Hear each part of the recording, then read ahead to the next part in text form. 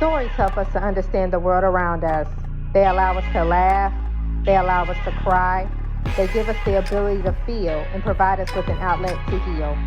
Join me as I get to know some of the amazing people behind the stories that we read in order to truly discover the story that has been hidden within each of us.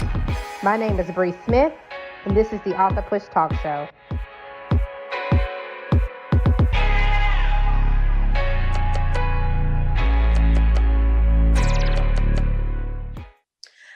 Hello, everyone. Welcome to AuthorPush Talkshow. I am your host, Bree Smith, and today we have a phenomenal woman that we have a chance of interviewing. Her name is Nedra Brown, and she is going to be talking about her memoir today. So thank you so much, Nedra, for just coming on here today and just talking with us. So can you please just give us a little bit more background information on who you are? I will. Thanks a lot for having me, by the way. I really appreciate the opportunity. So I am a mom. I have 3 kids. I have 2 teenagers and a 5-year-old. I'm an author, entrepreneur. I'm also in school right now, pursuing a PhD in developmental psychology. So I'm coming out of my bachelor's and going into my master's. But really, I'm just an everyday mom and around the way girl. And I'm just trying to basically just I'm in my evolution process, so to speak. So.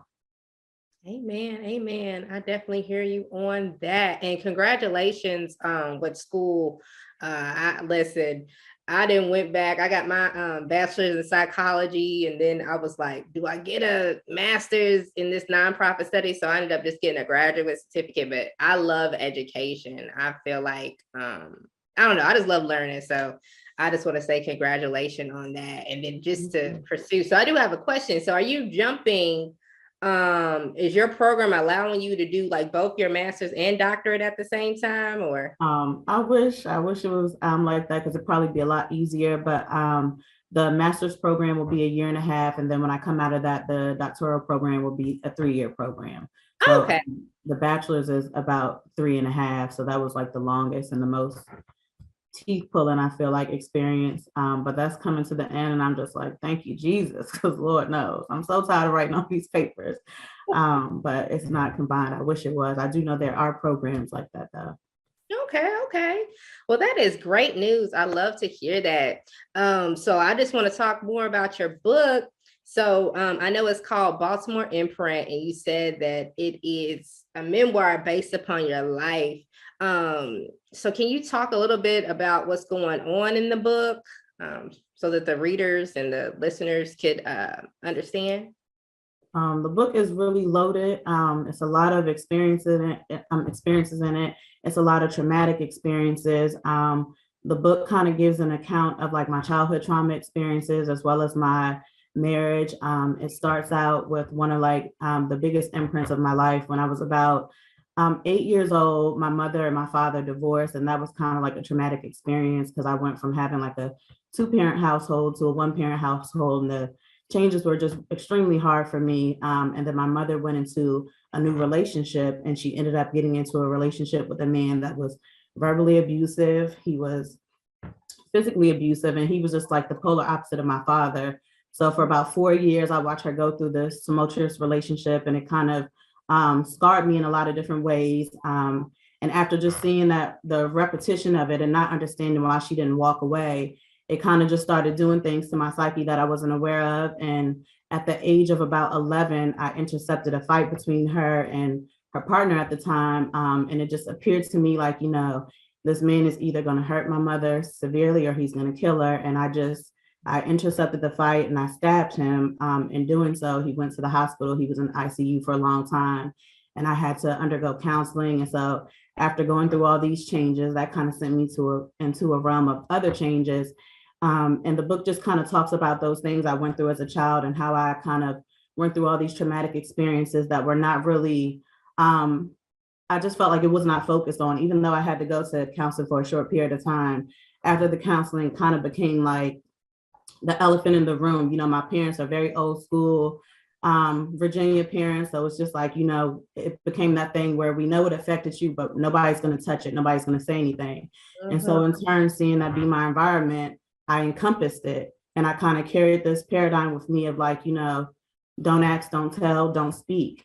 And that kind of led into my marriage. I ended up marrying someone who had been through even more trauma than me.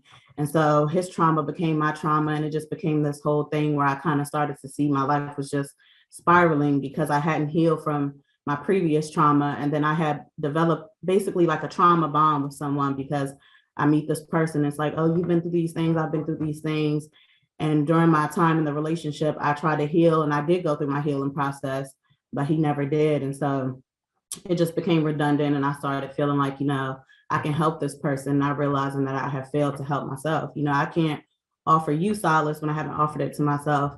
And so the book just kind of goes through these different stages of development in my life and different experiences. And I basically just try to show the pathology of the abuser and the abused to kind of give people a better understanding of it. Because a lot of times we just, we focus on the person that's being hurt and not the person that's inflicting the hurt. And so I kind of try to show it from both vantage points, if that makes sense. Yes. And you listen, you have given me a lot of things I want to like just dive into. That was so good. Because I don't know if you've ever heard my story before, but growing up, I was abused. My father was physically, mentally, and emotionally abusive to my mother. And I watched that, you know what I mean? And then a lot of times he would take it out on me, and I was the oldest child. And so I have this is so crazy. I have intercepted a fight between my parents. I think that was probably like the last big fight that they had, because I remember going to school late. I was always late. I think this was in high school, but you got to imagine, like, I'm dealing with this since I was like probably about 8-9 years old, when I'm actually starting to be aware and conscious of what's going on in the house, all the way up until 16, 17. And I remember, I think it was my junior year of high school, I was always late every morning. And I remember having a counselor, like, well, the lady who did the attendance, and she would look at me and say, why are you late? Like, she was so nasty. And I felt like I couldn't say, well, my mom is at home getting her butt beat every morning, and I'm having to run to protect her. That's why I'm late every day. Because, in my mind, I'm like, okay, I have younger siblings in the household. They have cognitive delay. I don't want us having to be put out, you know what I'm saying? And we're in the foster care system. Like, where are we going to go? You know what I mean? There's a lot of other issues. So for me, I felt like I had to take on all of that trauma, you know what I mean? And hold that and be like, okay, I got to be the strong person. Now, just kind of like similar to you, where your parents actually ended up divorcing, like my parents actually ended up finally divorcing at that point. And I felt like it was the best thing that happened for us, because I grew up, like I said, like just having so many issues. I have very low self-esteem. I didn't know my identity, you know what I mean? And it just really messed with me. And so me witnessing that as a child, you know what I'm saying? Like witnessing all that as a child, when I become older, I'm like, okay, I need love. I need somebody to love me.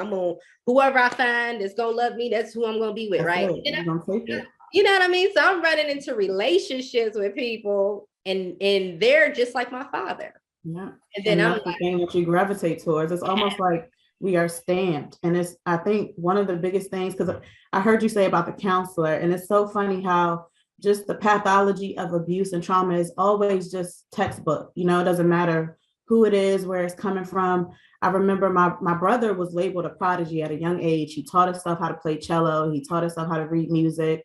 He ends up getting a full scholarship into one of the biggest schools in the world, and just walking into these spaces where he could have excelled so much, but because of all the trauma we have witnessed, it kind of just stamped us. And you do become a person where it's like, you want that love that you didn't have, you want that attention you didn't have.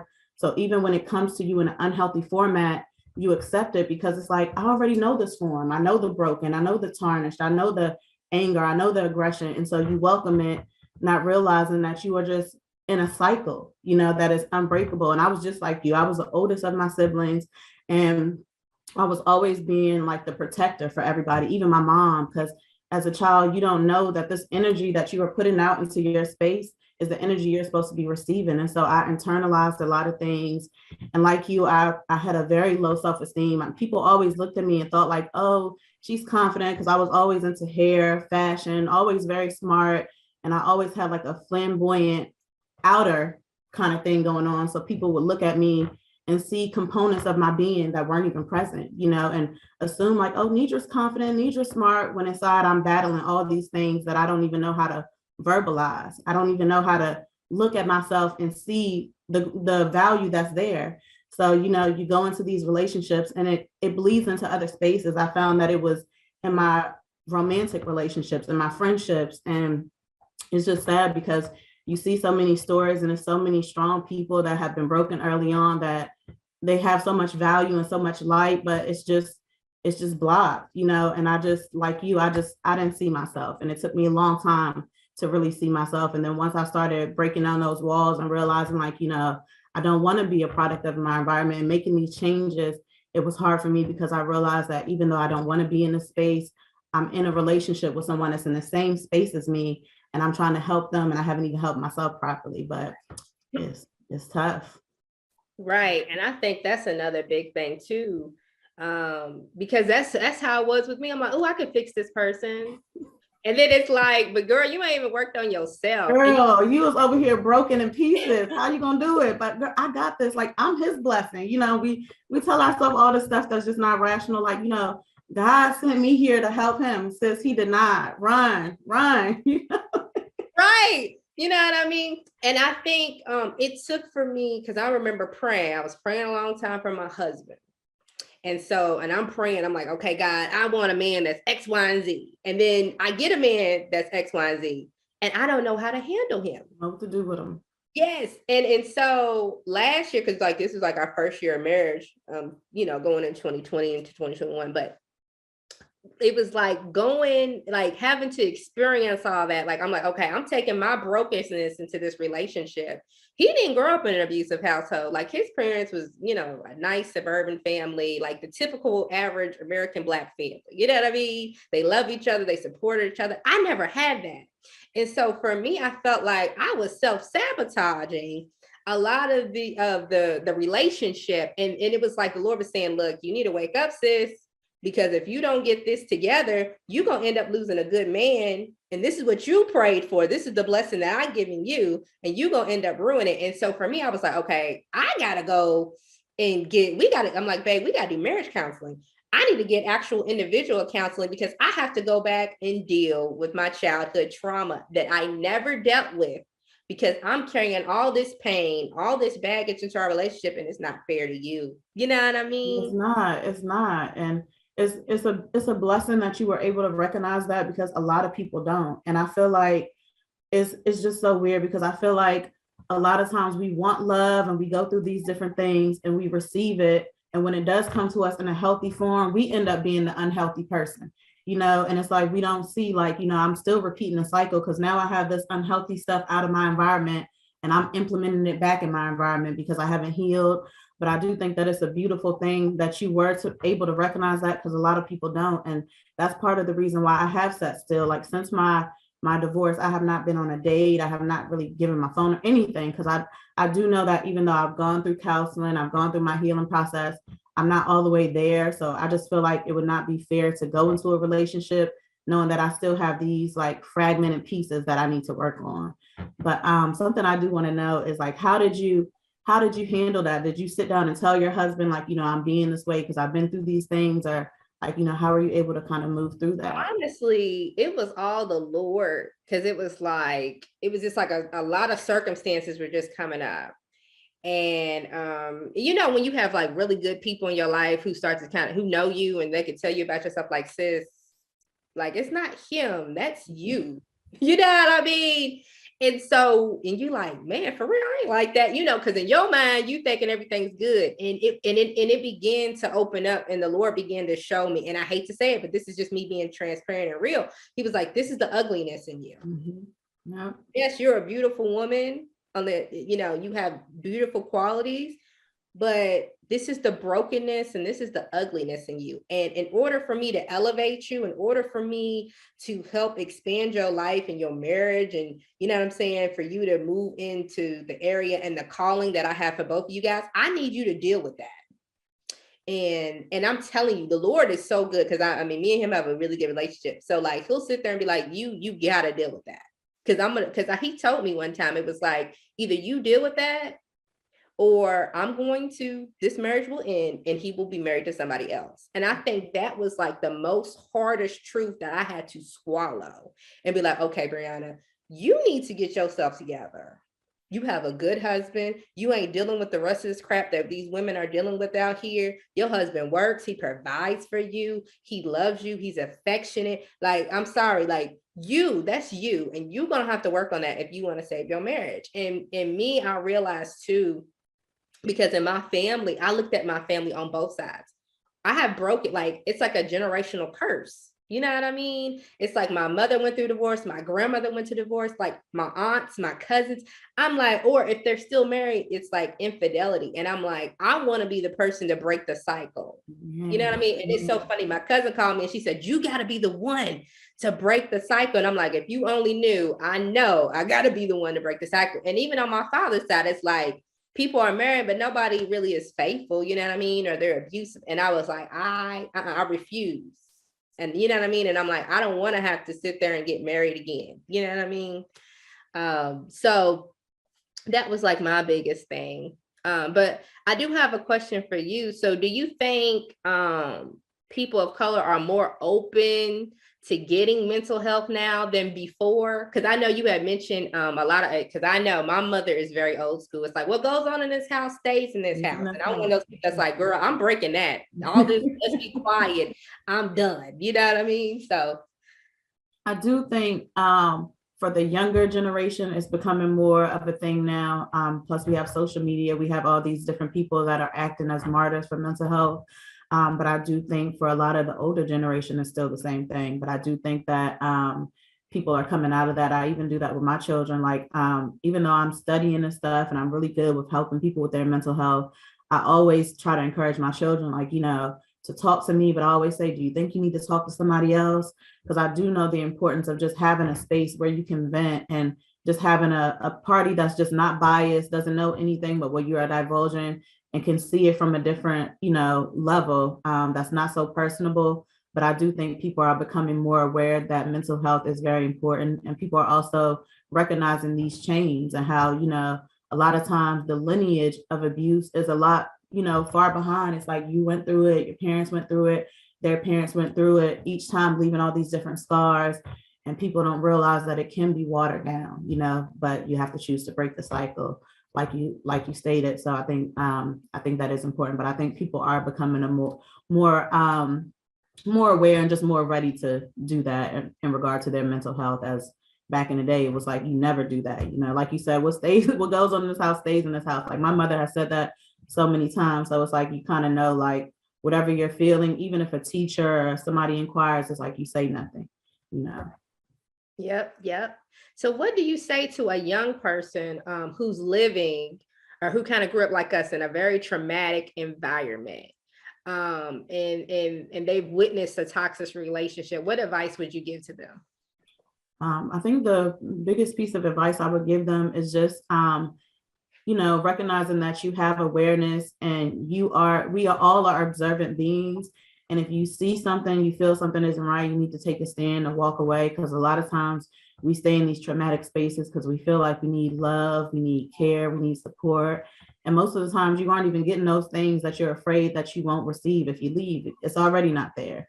So I think the biggest thing is just knowing that you can walk away and be okay. You can heal from anything, you can grow from anything. So just take a stand and change the narrative, because at the end of the day, you are in control of your environment and you're in control of your own mental health and your physical well-being. So you have to be willing to stand up and take initiative. Amen. So what are you hoping that the readers gain from reading your memoir? I just hope that people see, mostly women and young men, that you can overcome anything. A lot of times we don't get to choose the environments that we are born into. We don't get to choose what we are exposed to, but we do have control over what we do with that information, because everything that you go through can be used for good and for bad. If someone would have spoken to me 10, 12 years ago, I never would have thought that I would be in the spaces that I am now, doing the things that I'm doing now. So I think people should just take from it that you can triumph from any situation in your life, no matter how good or bad. It's all about, taking a leap of faith and allowing God to lead you through your process and knowing that you can overcome it, but you have to do the footwork. Amen. That is so good. Well, thank you so much, Nedra. I know your book's not out right now, but is it available for pre-order or anything like that? Yeah, so right now it's available at my website. So you can find it at www.rightnowgirl.com. And it will be available on some other platforms in a few weeks, but right now it's available for pre-order. Okay. And is there anybody you would like to shout out or anything like that? So I'd like to shout out my publisher, Naisha D. Davis, for just helping me along these projects and helping me to kind of get them out in the world. I also would like to shout out Dr. Lawrence Burwell for just kind of being a martyr in my life and just a person of influence that really just shows me like, Black excellence is real. You can do anything you want to do. And just everybody who's been supportive of me during my process of writing the story and just help me to kind of get through those things. Amen. Well, thank you so much, Nedra, for coming on the show today. It was incredible. I love the conversation. I feel like it's a Thank you for very having me. conversation. Yes. So I would love to invite you back in the future. I know you got more books that you're writing, so you can come back anytime. So guys, thank you guys so much for watching this episode of the AuthorPush Talk Show. And until we meet again, see you later. Bye. Thank you. Yeah.